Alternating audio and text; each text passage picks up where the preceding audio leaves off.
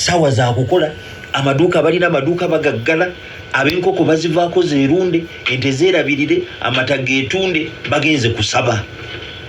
simanyi owuliza bagenze kusaba sawa za kola sawa za lanchawa ziringa lanchawa siwejule bali bakola sente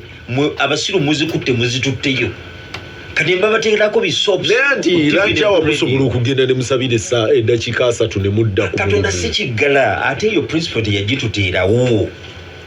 it's not a must mukole yatugamba kukola ebibala by'emikono gyaffe byanaawanga emikisa bw'aba kuwadde edduuka likolemu bw'aba kuwadde omulimu be honest bw'aba kuwadde enkoko zirunde oba nti beera n'obwongo obuyiiya si kusaba busabi tetukoma bukomi ku kyambalo kye n'atwanukula no ezo nnyimba you work your way up the scales of life n'oli abadde akugamba nti kiri ekyokuadressinga nti it is time abantu bawano bagambe bakole era zikimbagamba sikwe twatandikidde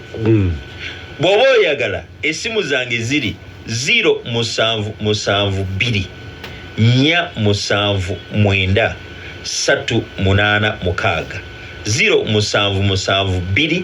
386 ne 0702 19 65 11 0702 19 65 11 nkubira bw'oba oyagala kukola oba oli confused nze nja kuwa amagezi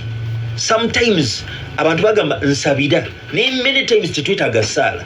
we just need okuweebwa amagezi counsel tutegeere ekyokukola tuzibuke amaaso there are so many opportunities omuntu omuwa omulimu n'atandika kubba omuntu omuwa omulimu n'ayonona by'omuwadde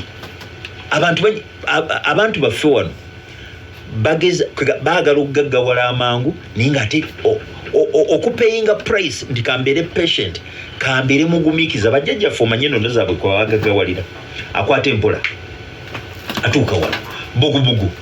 si muliro sosoli bw'atafa atuuka kulyengedde bugubugu mu simuliro bagamba nga gwofumbye esanja terijjisa nga gwofumbira tomwagala naye bw'oba omwagala erijjisa kati bwe mwalukwatako kitundu lindako andi kitegeeza nti olina okusomba eringi osobole okuggiisa ki emmere naye nga baali batubuli obugumiikiriza